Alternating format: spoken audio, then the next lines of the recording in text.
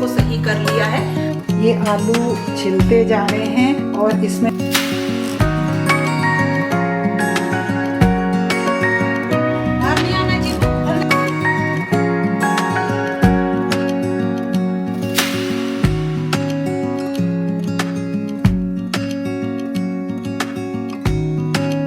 ये है 10 किलो आलू यानी 10 kg और इनकी आज बनने वाली हैं चिप्स, जो सादा चिप्स बनती हैं और ये ना खूब काम में आती हैं। यहाँ रखी, बहुत भारी है। जैसे जब फास्ट वगैरह होते हैं तब खा लो, नवरात्रे वगैरह में तो बगैर नमक की ये बनती हैं। कैसे कैसे बनेंगी दिखाती हूँ। और खाना बना के रख दिया है, घर का काम कर दिया है, थोड़ा सा यहाँ पे बस क्लीनिंग का काम बाकी है। चिप्स के बाद उसे करेंगे। तो चलिए शुरू करते हैं। सबसे पहले इतने ढेर सारे जितने हमारे आलू है ना, इनको धो लेते हैं। और शुरू कर दिया मैंने ये काम, जो कि एक बड़ा काम है लेकिन फटाफट हो जाएगा। थोड़ा सा पानी मैंने बॉईल होने रख दिया है क्योंकि इसी में हम चिप्स को डालेंगे। आलू को छील लेना है, अच्छी तरीके से वॉश कर लेना है और छोटी छोटी सी टिप्स का इसमें ध्यान रखना है, जो कि एक एक करके मैं जैसे जैसे बनाऊंगी आपके साथ शेयर करती जाऊंगी। आलू देखिए तैयार हो गए हैं। और जब कभी भी इस तरह का जैसे आलूओं का काम करें तो उन्हें लगातार पानी में भिगो के रखना ज़रूरी है, क्योंकि फिर वो काले पड़ जाएंगे। लेकिन आलू सफ़ेद रहें उसके लिए भी मैं आगे आपको एक टिप बताती हूँ।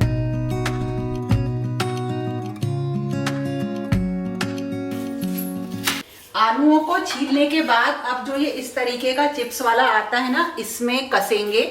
और इसमें जब मैंने लास्ट ईयर बनाई थी ना तो बहुत पतली बनी थी, अब की बार मैं थोड़ी सी मोटी बनाऊंगी तो ये ऊपर नीचे नहीं हो रहा था, तो ठोक पीट के इसको सही कर लिया है। और अब इसमें बन रही है चिप्स। और मैंने इधर पानी बॉयल होने रख दिया है और करीब मैंने 5 किलो जो आलू हैं उतने तो छिल गए हैं और अब उनको कस कस के इस गर्म पानी में डालेंगे। और अगर व्रत के लिए बनाएंगे तो इसमें जो है हम सेंधा नमक का यूज कर लेंगे। जब आप चिप्स को कसेंगे तो कच्ची चिप्स को पानी में थोड़ी देर आपको सोक करके रखना है और उस पानी में पिसी हुई फिटकरी ज़रूर मिला दीजिए। इससे जो चिप्स हैं वो बिल्कुल वाइट रहेंगी। और थोड़ी देर चिप्स को इसी पानी में आप भीगे रहने दीजिए और फिर आगे का काम करिए। एक आलू जो होता है ना, 1-2 आलू तो इसलिए खराब होते हैं कि देखना पड़ता है कि कितना मोटी चिप्स आ रही है, कितनी पतली आ रही है। ज़्यादा पतली नहीं आनी चाहिए। इस टाइप की चिप्स हैं, इतनी मोटी मैं बना रही हूँ। अभी बता दूंगी आपको। ज़्यादा पतली क्या होती है ना, वो घुल जाती हैं, बहुत अच्छी नहीं बनेंगी। पतली पतली सी में सुखाओ, फिर वो जिस कपड़े पे आप सुखाओ ना उस पर चिपकने लगती हैं। और जब चिप्स को कसेंगे ना तो बर्तन में पानी भर लेंगे। ज़्यादा पानी भरेंगे ना तो उसमें से गिरता है, तो पानी में रखते हैं आलू को, नहीं तो आलू काला पड़ जाता है। या फिर जैसे एक तरीका और होता है, पानी में ना फिटकरी मिला दीजिए। या अगर आप ज़्यादा चिप्स बना रहे हैं तो रात को क्या करिए, कस दीजिए आलू को और किसी बड़े बर्तन में फिटकरी डाल के उसमें छोड़ दीजिए और मॉर्निंग में आगे का काम कर लीजिए। क्योंकि एक दिन में अगर ये सूख जाएं तो काली नहीं पड़ती हैं, धूप अच्छी लग जाए। अगर आप लेट करेंगे और धूप कम लगेगी तो ये काली पड़ जाती हैं। आलू में ना एक स्टार्च होता है जिसकी वजह से वो काले पड़ते हैं, तो लगातार इनको वॉश करना और फिटकरी के पानी में सोक करना बहुत ज़रूरी हो जाता है। नहीं तो ये थोड़े से लाल रंग के हो जाएंगे। तो जैसे जैसे कसते जाएंगे वैसे वैसे ही हम इनको उबलते हुए पानी में डालकर हम इसकी चिप्स तैयार करते जाएंगे। वैसे तो ये सारी चीज़ें मार्केट में आजकल मिल जाती हैं, लेकिन क्योंकि मैं इनको क्योंकि व्रत में यूज़ करूँगी इसलिए ये हमेशा मैं घर पर बनाती हूँ। बहुत सारी चीज़ें ऐसी हैं जो एक इसी उनके लिए परफेक्ट टाइम होता है। और मुझे ऐसा लगता है चिप्स बनाने के लिए जो होली से पहले का एक टाइम है, ये बिल्कुल आइडियल टाइम है। ये आलू छिलते जा रहे हैं और इसमें पानी में मैं कस के रखती जा रही हूँ और यहाँ कस रही हूँ मैं। तो ये सब जैसे ही ज़्यादा से हो जाएंगे ना, ये पानी यहाँ पे बॉयल हो रहा है। अब ये पानी उबलने जैसे ही उबल जाएगा इसमें डालेंगे ये खाने वाला सोडा। ये खाने वाला सोडा है और ये है सेंधा नमक, ताकि व्रत में इसको खा सकें। और ये डालेंगे, इस छलनी से निकालेंगे इसमें से। तो ये सब तैयारी कर ली है और इधर रख ली है एक परात और इसके बाद इन्हें धूप में सुखाएंगे। तो जैसे ही पानी बॉयल हो जाएगा, इसमें डाला आधा चम्मच सोडा, जो खाने वाला सोडा होता है, और थोड़ा सा सेंधा नमक। इससे भी जो चिप्स होती हैं उनका रंग खराब नहीं होता है। और धीरे जैसे ही पानी गर्म हो जाएगा ना, बॉयल हो जाएगा, इसमें इन चिप्स को डाल देना है और कवर कर देना है, जिससे कि ये बिल्कुल फटाफट 2-3 मिनट में ही पक जाएं। अब इसे थोड़ा सा मैंने ढक दिया है, बस इतना इसे गलाना है कि हल्का सा नाखून गड़ जाए, तो बीच में चेक करते रहेंगे और फिर मैं अपनी और भी कस लेती हूँ। और चिप्स को ना कुछ सेकंड्स के बाद आप चला दीजिए, ताकि कहीं ऐसा ना हो कि कुछ चिप्स तो ज़्यादा गल जाएं और ऊपर वाली हल्की कच्ची रह जाएं, क्योंकि नीचे गैस की फ्लेम रहेगी ना, पानी बॉयल हो रखा होगा तो वो जल्दी गल जाती हैं। और उसके बाद हमें एक बार चेक करके देखना है कि ये गली कि नहीं गली। बहुत ज़्यादा हमें इनको नहीं गलाना है, बस इस तरीके से देखिए, हल्का सा हमने टच किया और इसमें नाखून को लगा के देखा, और बस जैसे ही ये गल जाएंगी ना हल्की सी, हम इनको एक छलनी में निकाल लेंगे और सारा पानी इनका निकाल के हम रख लेंगे। ऐसे ही करके हमें सारी जितनी भी चिप्स हैं उनको निकाल लेना है। अब इनमें से ये सारी जो निकालनी है, इन्हें अब धूप में सुखाएंगे। तो छत पे एक चादर बिछा ली है और उसी चादर पे ये सूख जाएंगी। बस अब ये निकल गई हैं सारी, इसमें डाल दूंगी मैं, और जो ये कस गई हैं देखिए ये वाली, इन्हें डाल के, और फिर मैं उन्हें सुखा दूंगी जब तक ये यहाँ पे गल रही हैं।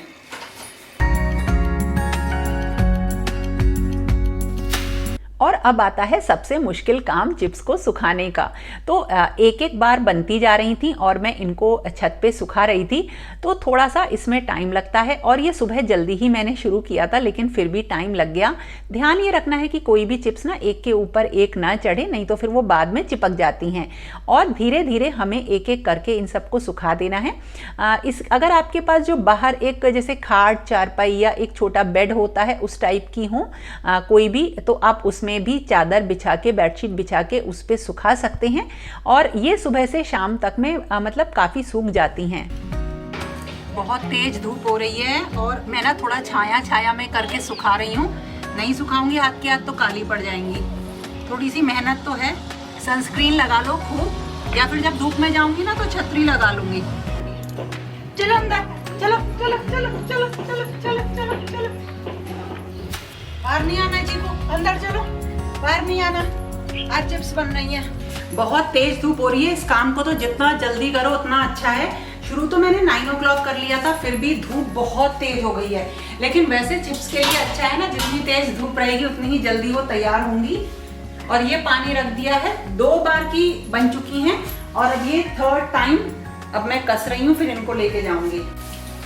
मैंने ना 2 भगोने रख लिए हैं ताकि फटाफट काम हो जाए और जल्दी बन जाए। इनमें टाइम नहीं लगता है ज्यादा।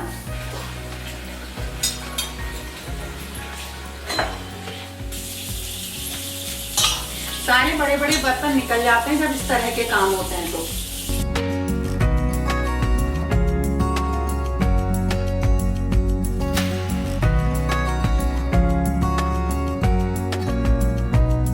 सारी चिप्स मैंने सुखा दी हैं और एक बार ना इन्हें पलट दूंगी। और धूप बहुत ज़्यादा तेज़ है और आज ये काफ़ी अच्छी तरीके से सूख जाएंगी। और अभी 12 o'clock हुए हैं, 12 बजे हैं, कोई आया मैं देखने जा रही हूँ और एक बार पलट के इन्हें सुखा दूंगी अच्छी तरीके से। इन चिप्स को बीच बीच में पलटते रहना है और ये सुबह से शाम तक में काफ़ी सूख जाती हैं, लेकिन आप इनको 2-3 दिन तक सुखाएं और फिर उसके बाद फ्राई करके यूज़ करें। बिल्कुल इसी तरीके से एक बहुत ही अच्छी रेसिपी मटका कुल्फ़ी की बताती हूँ, जिसके लिए मैंने ना 2 ग्लास दूध लिया, बॉयल किया और थोड़ी सी एक बड़ा चम्मच घर की बनी हुई मलाई ली है, मिल्क पाउडर लिया है 2 बड़ा चम्मच और थोड़ा सा पनीर ले लिया। और हम दूध को बॉयल होने के लिए रख देंगे और साथ के साथ केसर में भी थोड़ा सा दूध डाल के हम भिगो देंगे। और जब दूध बॉयल हो जाएगा ना तो इसमें हम मलाई डाल देंगे, मिल्क पाउडर डाल के, और इसको और थोड़ा सा बॉयल करेंगे ताकि दूध बिल्कुल गाढ़ा हो जाए। और ये बहुत ही अच्छी एक रेसिपी है जिसे आप बना के फ्रिज में रख सकते हैं। पनीर को कसने के बाद जब दूध बॉयल हो गया ना, थोड़ा सा गाढ़ा हो गया, तो इसमें डाला हमने पनीर और जो ये केसर हमने घोल के रखी थी ये ऐड कर दी है और इसे चलाते जाएंगे। और अभी तो हमें इसमें मेवे भी डालने हैं। आप इन कुल्फ़ी को जैसे बना के जमा के फ्रिज में रख दीजिए और 10-15 15 दिन तक आप निकाल कर इसको खा लीजिए। ये फ्रीज़र में जो है ना बिल्कुल बढ़िया तरह से रहती हैं। अब देखिए हम इसे चलाते रहेंगे लगातार और ये दूध गाढ़ा होता जाएगा और पनीर की वजह से इसमें एक दाना आ जाएगा, जो कि बिल्कुल मार्केट वाली जो कुल्फ़ी होती है ना उनमें दाना सा होता है, वो खोए का होता है, लेकिन ये पनीर से इतना बढ़िया दाना आएगा कि बहुत ही ये टेस्टी लगेंगी। और जब ये गाढ़ा हो जाएगा तो हम क्या करेंगे, इसमें मिलाएंगे शुगर 2 बड़े चम्मच और उसके बाद हम इसको ठंडा होने के लिए रख देंगे। और जब ठंडा हो जाएगा तो हम इसे छोटे छोटे जो कुल्हड़ आते हैं ना उसमें हम इनको जमाएंगे, तो कुल्हड़ को सोख करके रख देंगे ताकि जो है उसका वो एक्स्ट्रा पानी ना सोखें। और इसमें हम इस कुल्फ़ी को डालेंगे, ऊपर से इसको रैप कर दीजिए क्लिंग फिल्म से या आप किसी भी चीज़ से, एल्युमिनियम फॉइल से, और फ्रीज़र में रख दीजिए। इतनी ये टेस्टी लगती है ना कि बच्चे आपसे बार बार डिमांड करेंगे इनको खाने की। और इनको मतलब इसमें कोई भी ऐसा काम नहीं करना है कि आपको ये लगेगा कि ये बड़ा तामझाम है, और घर की चीज़ों से ही ये बन जाएगी। देखिए इस तरह से इसे फ्रीज़र में रख देंगे और देखिए जब हम ये जम जाएगी ना तब देखिए इसका टेस्ट, ये देखिए ये जम गई है।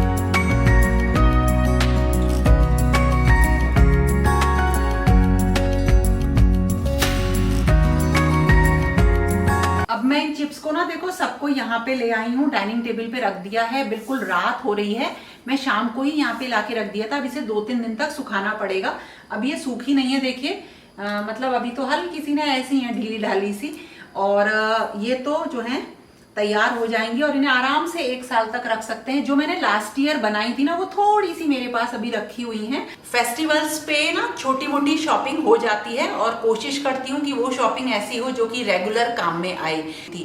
फेस्टिवल पे वैसे भी मैं एक ब्रास का आइटम जरूर लेती हूँ, तो होली पे जो मैंने लिया है ब्रास का आइटम वो आपको दिखाती हूँ। कितना सुंदर, देखिए ठाकुर जी का मैंने लिया है सिंहासन इस तरह का।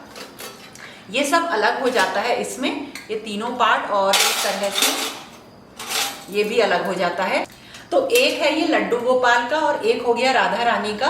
प्योर ब्रास के ये बने हुए हैं। और पहले इसके पीछे की ना एक छोटी सी चीज बताती हूँ। जब मैंने सिंहासन देखे तो एक एल्यूमिनियम का सिंहासन बहुत अच्छा था, लेकिन वो उनके पास ना केवल एक था, वो 2 पीस नहीं थे। तो ऐसा नहीं हो सकता कि एक को तो हम बहुत अच्छे सिंहासन पर बिठाएं, या तो राधा रानी को या लड्डू गोपाल को, और एक को छोटे सिंहासन में। तो मैं ब्रास के कुछ ऐसे भी देख रही थी कि वो एक ही सिंगल हो और उसमें मैं लड्डू गोपाल और राधा रानी को बिठा सकूं। अब मुझे ये देखना है, मैं उनसे बोल के लेकर आई हूँ कि इसमें जो मेरे लड्डू गोपाल और राधा रानी है वो अगर बैठ जाएंगे तो क्या ये इतनी बड़ी जगह मेरे मंदिर में हो पाएगी, नहीं हो पाएगी। तो इसके हिसाब से अगर नहीं आए तो मैं इनका एक छोटा साइज लेकर आऊंगी। और अब जो मैं आपको चीज दिखा रही हूँ इस पे तो अचानक से नजर मेरी पड़ी, लेकिन दिमाग में घूम रही थी कि मुझे लेकर आनी है, अचानक से नजर पड़ी और मैंने फटाफट ले लिया। तो देखो ये क्या है, ये है ठाकुर जी का बहुत ही सुंदर, देखो एक बेड है ना। लेकिन ये बेड ना बहुत ही सुंदर ऐसे भी है, देखो बहुत प्यारा सा है, बहुत अच्छा है। MDF का बना हुआ है ये वुड जो होती है। और देखो अब इसमें ना स्टोरेज है है ना। देखो अच्छी चीज, जैसे हमारे बेड होते हैं ना उनमें हम अपना सारा सामान रख लेते हैं, लेकिन अब दोनों के देखो कितने बढ़िया बेड आ गए। जब होली का फेस्टिवल होता है तो ठाकुर जी को सफेद व्हाइट कलर की पोशाक पहनाई जाती है, लेकिन होली के लिए स्पेशली मैं इस तरीके की दोनों के लिए सेम वाइट ड्रेस लेकर आई हूँ। अब मैं आपको बताऊं, इन ड्रेस में ना एक तो ये आता है देखिए ऊपर का हिस्सा ये, और ये इसी के संग मुझे मिली है इनकी पगड़ी वाइट कलर की, और ये एक माला आती है इसी ड्रेस के साथ, और ये होती है ड्रेस देखिए इस तरह की। इसी के साथ क्या लिए हैं मैंने, इसी तरीके की दोनों के लिए गोल्डन कलर की जो है एक माला ली है, और वाइट और गोल्डन कलर के उनके कानों में पहनाने के लिए लिए हैं। जो है बिछाने के, देखिए गर्मी के लिए चाहिए, होली के बाद मंदिर को नया करने के लिए, होली पे नया करने के लिए। और जैसे बच्चे होली खेलते हैं तो हर साल उनकी नई पिचकारी आती है, ऐसे ही मेरे ठाकुर जी की ये बाल्टी और पिचकारी है देखिए मैं। और अब क्योंकि समर्स आ गई हैं तो उनका पानी रखा जाता है, एक सुराही टाइप चीज़ होती है, तो ये मैं हमेशा लेके आती हूँ। अब जैसे ही होली का टाइम जाएगा उसके बाद इसमें उनका मैं जल रखना शुरू कर दूंगी। ये मैं 2 लेकर आती हूँ, जैसे एक में तो उनका जल रहता है, राधा रानी और ठाकुर जी दोनों के लिए एक ही रहेगी, और एक और रखूंगी जिसमें कोई भी, जिसे मैं बताऊँ हम क्या बोलते हैं, शरबत बोलते हैं, शरबत रखते हैं उसमें ठाकुर जी के लिए। तो कभी गुलाब का, कभी केवड़े का, कुछ बहुत अच्छा सा शरबत बना के गर्मियों में रखा जाता है। तो ये अब की बार मैंने मैंने बड़े साइज की ली है, नहीं तो हमेशा मैं छोटे साइज की लेकर आती हूँ, आपको पता है, वो देखते हो आप वीडियोस में। इस तरह से मेरी होली की तैयारी हो रही है, लेकिन बैलेंस बना के रखना पड़ता है अपने फेस्टिवल्स के साथ अपनी डेली प्रैक्टिकल लाइफ का। तो दोनों चीज़ों का बैलेंस बना के चलना बहुत ज़रूरी होता है। मैं अपने डाइट पे हूँ, तो मैं बहुत ज़्यादा, जिसे कहते हैं ना, मैं खाना नहीं खाऊंगी। एक्चुअली मैंने वो मतलब करीब 15 डेज हो गए हैं, तो कंट्रोल अब मेरे अंदर आ गया है। नहीं तो अगर मैं अब शुरू करती ना, तो मेरे से शायद इतना अच्छा कंट्रोल नहीं हो पाता। तो इस तरह से ये हो गई है मेरे फेस्टिवल की तैयारी, और साथ के साथ जो अपनी पैरेलल लाइफ है वो तो चल ही रही है। दोनों चीज़ों को बैलेंस बना के मैं कर ही रही हूँ, ऐसे ही आप भी करना। और तो दोस्तों, ये हो गया मेरा आज का वीडियो। कैसा लगा ज़रूर बताना, और इसी तरीके से छोटी छोटी चीज़ों से जितना भी आप सेलिब्रेट करें, ज़रूर सेलिब्रेट करना, त्योहार को खाली मत जाने देना। तो पसंद आए तो लाइक ज़रूर करना, और फिर मिलेंगे एक नए और इंटरेस्टिंग वीडियो के साथ। तब तक के लिए okay friends, thank you and bye bye.